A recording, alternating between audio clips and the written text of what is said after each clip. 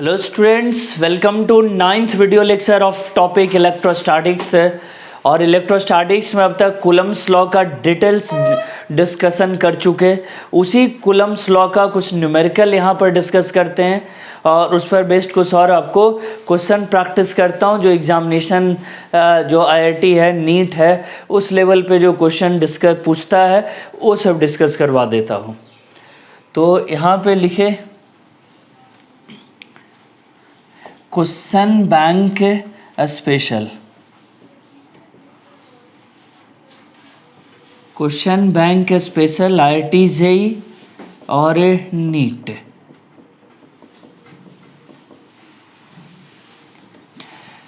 Question पढ़ते हैं, start करें। First question, 4 charges equal to -q are placed at 4 corner of a square and a charge q is at its center. If the system is in equilibrium then q equal to, कह रहा है कि एक square है और इस square के चारों कॉर्नर पर एक एक चार्ज है q, यहाँ -q माइनस क्यू और यहाँ भी है -q। यहाँ से मिला दें, ये भी यहाँ से मिला दें और इस सेंटर पे चार्ज हो गया Q।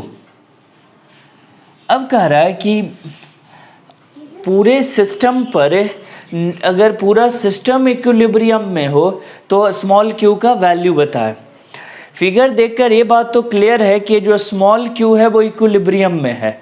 इस स्मॉल q वाले का वैल्यू हो जाएगा, इस पर नेट फोर्स का वैल्यू हो जाएगा 0। सेंटर पे है। पढ़ाए थे कि कोई भी सिमेट्रिकल फिगर हो, चाहे equilateral triangle, square, pentagon, regular hexagon, तो उसमें सेंटर पर जो भी चार्ज हो उस पर नेट फोर्स होता है 0। लेकिन यहाँ पर कह रहा है पूरा सिस्टम इक्विलिब्रियम में है, यानी कि यहाँ पर A B C D नाम दे दें और इसको P, तो A पर भी यहाँ भी नेट फोर्स क्या होना चाहिए 0। लिखेंगे since system is in equilibrium में, तो net force at A equal to 0।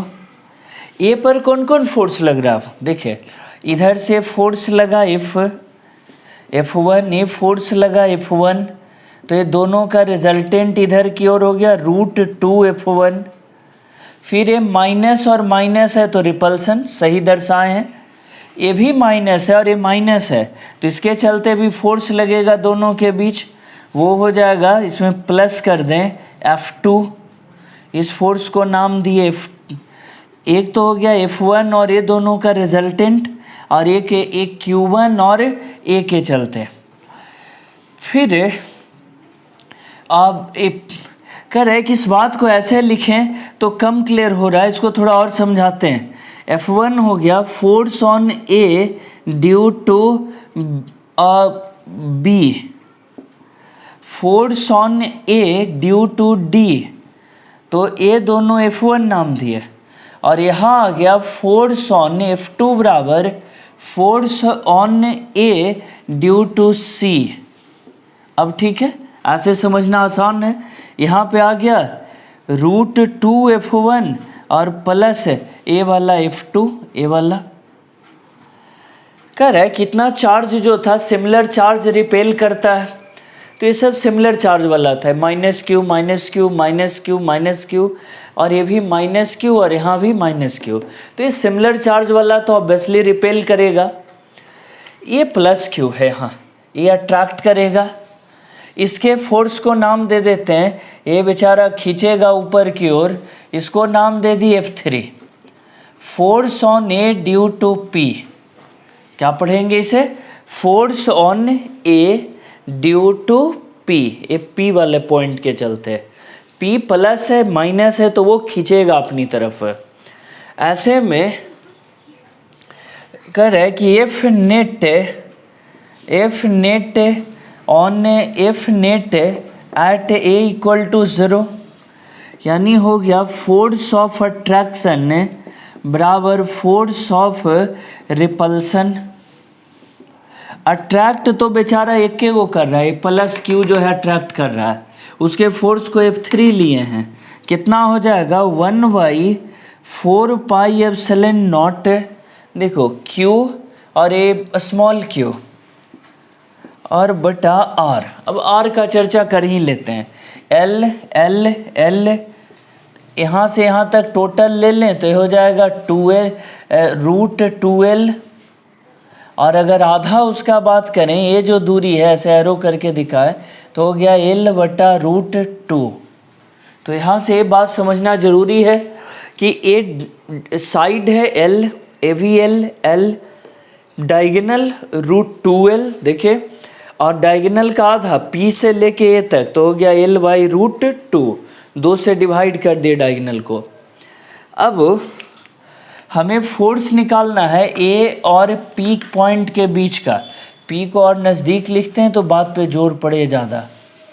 A और P बीच के बीच का चार्ज है Q और Q और दूरी है L/√2, L/√2 का होल स्क्वायर बराबर √2F1।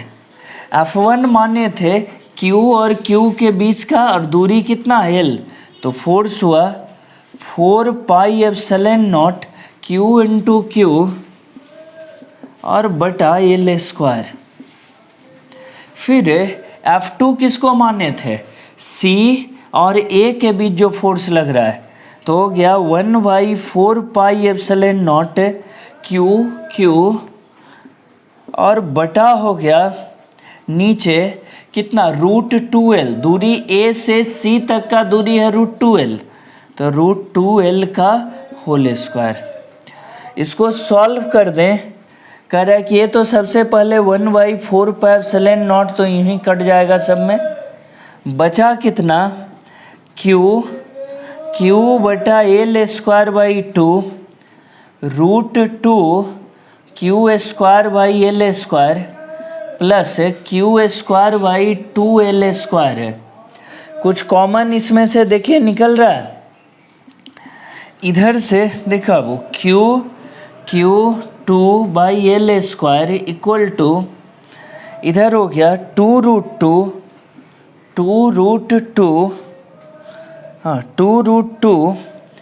Q एक कॉमन Q इंटू Q और बटा L²।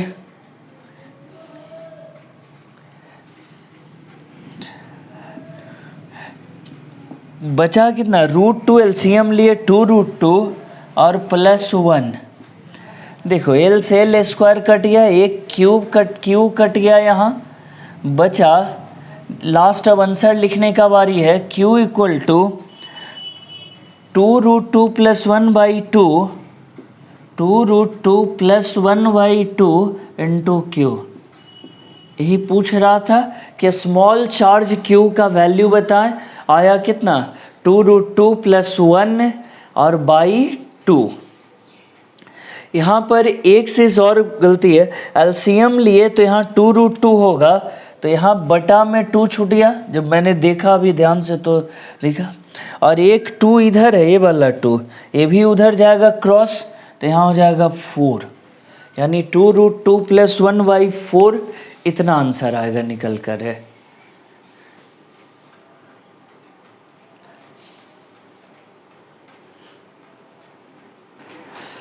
Charge Q2 of mass m revolves around a stationary charge. Next question में है कि एक चार्ज है Q2 जिसका मास है m और वो एक स्टेशनरी चार्ज Q1 के चारों तरफ रोटेट कर रहा है रेडियस r में। तो कह रहा है कि इसमें एक चक्कर लगाने में कितना टाइम लगेगा, एक पीरियड का समय क्या होगा। देखें जरा, चार्ज Q2 है, Q1 यहाँ सेंटर में है और ये Q2 इसके चारों तरफ मूव कर रहा है। Q2 बीच का डिस्टेंस है R। चार्ज Q2 इस कह रहा है कि जब कोई चीज़ सर्कुलर पाथ पे चलता है तो मस्ट है उसे सेंट्रीपिटल फोर्स चाहिए घूमने के लिए। वो सेंट्रीपिटल फोर्स कौन दे रहा है, तो कह रहा है कि यहाँ पर वो सेंट्रीपिटल फोर्स दे रहा है इलेक्ट्रोस्टैटिक फोर्स है। हालांकि क्वेश्चन में जिक्र नहीं किया कि एक पॉजिटिव है और एक निगेटिव। मैं देख देता हूँ कि उसके बारे में कुछ लिखा हुआ है क्या। नहीं, क्वेश्चन में ऐसा कुछ नहीं लिखा है, लेकिन वो लैंग्वेज से समझा जाता है कि Q1 और Q2 अगर सर्कुलर पाथ पे घूम रहा है तो मतलब है कि दोनों के बीच अट्रैक्टिव फोर्स लग रहा है, और वही अट्रैक्टिव फोर्स उसको रिक्वायर्ड सेंट्रीपिटल फोर्स देगा। सेंट्रीपिटल फोर्स अंदर की ओर लगेगा Fc, ये हो गया सेंट्रीपिटल फोर्स है, और बाहर की ओर लगता है F सेंट्रीफ्यूगल फोर्स है। सेंट्रीफ्यूगल फोर्स है, ये हो गया सेंट्रीपिटल फोर्स है और सेंट्रीफ्यूगल फोर्स है। लिख भी दें यहाँ F centripetal equal to F centrifugal है। सेंट्रीपिटल फोर्स है, जब चैप्टर पढ़े सर्कुलर मोशन तो बताया कि वो अदर फोर्सेस के द्वारा दिया जाता है, चाहे वो स्ट्रिंग धागा हो, या फिर रोड को बैंक्ड कर दें, या रोड और व्हीकल के बीच का फ्रिक्शन हो। ये सब फोर्सेस है जो रिक्वायर्ड सेंट्रीपिटल फोर्स देता है। या साइक्लिस्ट है जो बेंड हो जाता है, झुक जाता है, ये सेंट्रीपिटल फोर्स है। तो टेक्निकली सेंट्रीपिटल फोर्स और सेंट्रीफ्यूगल फोर्स दोनों का फॉर्मूला अगर ऐसे कहें तो mv²/r ही होता है। तो वहाँ कन्फ्यूज़न होता है कि जब दोनों सेम चीज़ लिखेंगे तो आंसर कैसे आएगा। तो मैं क्लियर करूं कि सेंट्रीपिटल फोर्स जो है वो हुआ जो अदर मीन्स के द्वारा सर्कुलर मोशन के लिए प्रोवाइड किया जाता है। जैसे यहाँ पर सेंट्रीपिटल फोर्स कौन प्रोवाइड कर रहा है, Q1 और Q2 चार्ज के बीच लगने वाला फोर्स ऑफ अट्रैक्शन, वो सेंट्रीपिटल फोर्स प्रोवाइड कर रहा है। तो लिखें 1/4πε0 Q1 Q2 r²। और इधर सेंट्रीफ्यूगल फोर्स, ये तो फॉर्मूला हो गया mv²/r। mv²/r देखें, r और r एक कटिया यहाँ से, मास नीचे चलाएगा।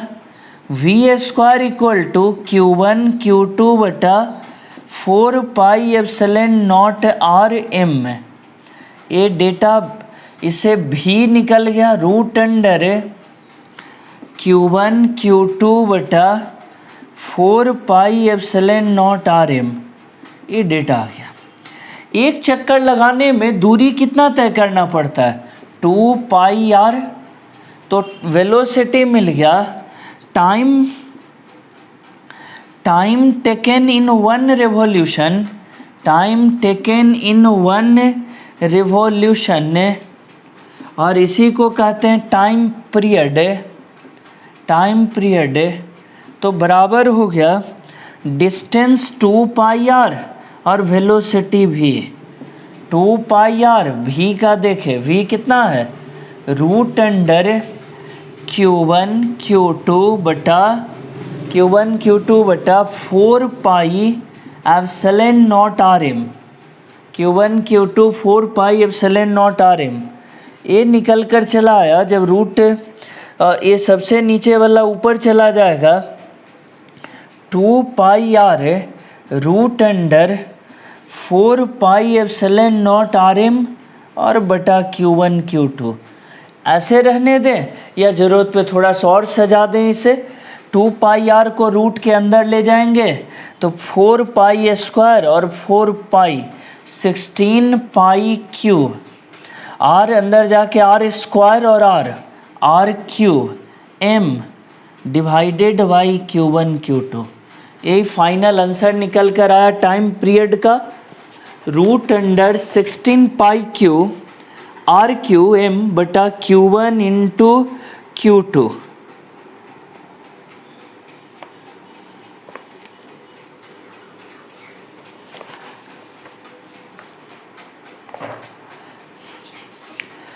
इतना सीखने के बाद अब आगे देखेंगे, कुछ इस पे लॉजिक लगाते हैं, एक्स्ट्रा कुछ एडिशनल बात सीखते हैं। यहाँ मीडियम हम लोगों ने एयर कंसिडर किया, पहले तो यहाँ तक लिख लिए, आंसर हुआ हमारा। उसके बाद कह रहा है कि मीडियम एयर था। अब इस एयर को हटा करके कोई और मीडियम हम लोग ले लें, तो उस केस में एयर के बदले कोई अदर मीडियम, तो कह रहा है कि एप्सिलॉन यहाँ आ जाएगा। एप्सिलॉन को लिखें तो k इंटू एप्सिलॉन नॉट होता है। यहाँ कितना आ जाएगा k, यहाँ भी टर्म में आ जाएगा 4 पाई k, ऐसे आ जाएगा निकल करके 4 पाई k, और यहाँ भी आ जाएगा 4 पाई k, और यहाँ भी हो जाएगा k। और अगर कह रहा है कि इस तरह से अगर हम लोग k को मीडियम बदल दें, तो कह रहा है कि डाइलेक्ट्रिक कांस्टेंट लगा दें, तो कह रहा है डाइलेक्ट्रिक कांस्टेंट लगाने के बाद इतना आ जाएगा।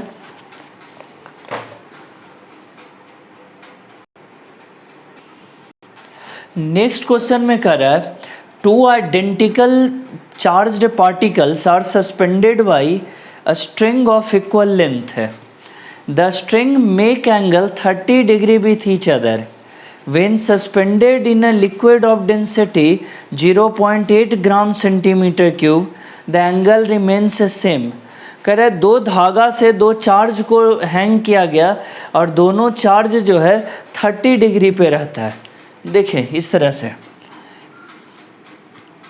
एक के दो धागा से ऐसे चार्ज को सस्पेंड किए, तो कह रहा है बीच का एंगल है 30 डिग्री। फिर से इसी सिस्टम को, इसी चार्ज वाले सिस्टम को एक लिक्विड में डुबो दिया गया, एक लिक्विड वाली व्यवस्था में इसे डुबो दिए। कह रहा है फिर भी एंगल जो 30 था वही रह गया। तो इसका डेंसिटी दे दिया है, लिक्विड का डेंसिटी रो, स्फीयर का डेंसिटी डी। तो इसका डाइलेक्ट्रिक कांस्टेंट बताना है कि उस लिक्विड का डाइलेक्ट्रिक कांस्टेंट कितना होगा। फिर से दो बातें ध्यान से रखेंगे। कह रहा है कि दो स्ट्रिंग से दो चार्ज को सस्पेंड किया गया, लटकाया गया, तो कह रहा है कि 30 डिग्री पे अगर इस पूरे सिस्टम को एक ऐसे लिक्विड में डुबा दें जिसका डेंसिटी कितना है k, तो और लिक्विड का डेंसिटी है रो, डाइलेक्ट्रिक कांस्टेंट k, और स्फीयर, चार्ज्ड स्फीयर जो है उसका डेंसिटी है d। तो कह रहा है कि इस केस में k का वैल्यू रो और d के टर्म में निकाल कर बताना है कितना आएगा। इस क्वेश्चन में याद करिए ऐसे बनाते थे, एंगल लिए थीटा, तो इधर होता था t cos थीटा, नीचे हो गया mg, इधर होता था अब t sin थीटा, और दोनों चार्ज के बीच का repulsion force Fe electrostatic force. Fe कितने के बराबर होता है लिख भी दें, बराबर 1/4 पाई एप्सिलॉन नॉट Q1 Q2 बटा हो गया r²। ऐसे रख दिए Fe। सेम सिचुएशन, तो इससे कुछ रिजल्ट यहाँ निकाल करके रख लें, देखते हैं। t sin theta equal to Fe और t cos थीटा बराबर mg, t cos theta equal to mg। Divide कर दे दोनों को, t sin theta by t cos theta equal to Fe बटा mg, यानी आ गया tan theta equal to Fe divided by mg। ये फर्स्ट इम्पॉर्टेंट इक्वेशन ले आए, दिख रहा है वहाँ तक वीडियो में। इधर देख, अब ऊपर की ओर फोर्स क्या लग रहा है, टेंशन T है, तो ये रहेगा t cos थीटा, नीचे की ओर mg। लेकिन जब लिक्विड में डुबाते हैं तो आपको याद होगा नेट फोर्स अब mg नहीं रह जाएगा, जितना बॉयंसी फोर्स है वो घटेगा। बॉयंसी फोर्स होता कितना है, mg rho by D, mg common 1 minus rho by D. Rho liquid का डेंसिटी और डी उस चार्ज्ड स्फीयर का डेंसिटी। अब इधर की ओर वही लगेगा, Fe डैश हो गया। इस बार चूँकि लिक्विड में है तो इलेक्ट्रोस्टैटिक फोर्स बदलेगा क्योंकि डाइलेक्ट्रिक है। और अंदर की ओर तो T का कंपोनेंट इधर t sin थीटा। अब इस डेटा से निकालने देखे ज़रा, T sine theta equal to F E dash और T cos theta equal to M G 1 minus rho by D. Divide कर दें T sine theta by T cos theta equal to F E dash और बटा M G 1 minus rho by D. ये second important equation हो गया। इधर cut के क्या आ गया, tan theta equal to F E by M G 1 minus rho by D. ये हो गया सेकेंड इम्पॉर्टेंट इक्वेशन। 1 और 2 से अब क्या सिचुएशन हो जाएगा, कर फ्रॉम 1 एंड 2, 1 और 2 से क्या सिचुएशन हो जाएगा। देखिए LHS सेम है, एंगल थीटा सेम है, दोनों ही सिचुएशन में। देखो एक यहाँ टेन थीटा और एक एकदम लास्ट यहाँ, दोनों दो कॉर्नर पर है बोर्ड का। इधर भी टेन थीटा, यहाँ भी टेन थीटा, LHS सेम है। तो हो गया F dash F E dash बटा M G 1 minus rho by D equal to F E बटा कितना हो जाएगा एम जी कट गया। देखिए ज़रा, एफ ई डैश का होता है 1/4 पाई के एप्सिलॉन नॉट Q1 Q2 बटा R square. 1 minus rho by D को क्रॉस मल्टीप्लाई कर दिए, 1 minus rho by D. F E का कितना 4 pi epsilon nought Q into Q और बटा आर स्क्वायर। सब कट गया कि Q 4 pi epsilon naught R square, 4 pi epsilon naught R square. K equal to आ गया निकल कर, देखिए formula K equal to 1/1 minus rho by D. ये फॉर्मूला हो गया K निकालने के लिए। 1 माइनस ये रो है, रो बाई डी। फॉर्मूला ही जब निकाल लिए तो इस क्वेश्चन में हो या अदर कोई और क्वेश्चन में हो, हम हर जगह इसे अप्लाई कर सकते हैं। लेकिन इस क्वेश्चन में रो और डी का कुछ वैल्यू दिया हुआ था। देखें ज़रा, रो का वैल्यू है 0.8 और डी का वैल्यू है 1.6 है। ये दोनों वैल्यू यहाँ रख दीजिए, देखिए आंसर आ जाता है K equal to 1 divided by 1 minus 0.8 by 1.6 है, 0.8 बाई 1.6 है। यह आ गया 1/1 माइनस हाफ इक्वल टू 2। यानी K का फाइनल वैल्यू कितने के इक्वल आ गया, K का फाइनल वैल्यू इस क्वेश्चन के लिए 2 आया। लेकिन उससे ज़्यादा इम्पॉर्टेंट है जो K का फॉर्मूला डिराइव होकर आया। मैंने कई जगह देखा है कि इस फॉर्मूला को डायरेक्ट यूज़ किया जाता है और उससे बहुत आसान हो जाए। जो ये 5-7 मिनट लग जाता है वो चीज़ें उसमें मात्र 1 मिनट आधे मिनट में बन जाए। अगर हम याद रखें K equal to 1/1 minus rho by D. K dielectric constant, rho density of liquid और D density of charged sphere है। ओके, नेक्स्ट क्वेश्चन देखें।